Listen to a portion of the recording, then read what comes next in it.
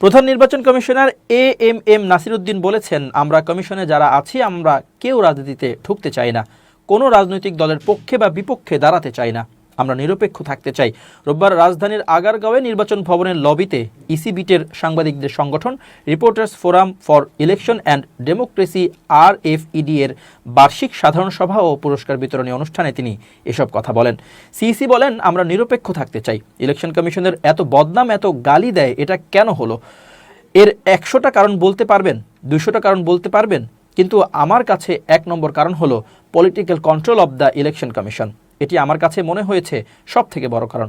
রাজনীতির কাছে নির্বাচন কমিশনকে সঁপে দেওয়া এটি হচ্ছে সবচেয়ে বড় কারণ।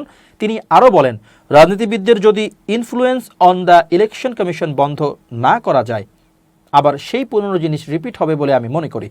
দে আর 1000 রিজন, তবে আমার বিবেচনায় সবচেয়ে বড় কারণ they are maybe political control on the election commission. এটি আমার কাছে সবচেয়ে বড় কারণ মনে হয়েছে অতীতে। এখান থেকে আমাদের বের হয়ে আসতে হবে। আমরা সুষ্ঠু নির্বাচন করতে প্রতিজ্ঞাবদ্ধ। সেজন্য আমাদের দেশের সবার সহযোগিতা লাগবে। আমাদের একার পক্ষে এটা সম্ভব নয় যদি না আমরা সবার সহযোগিতা না পাই।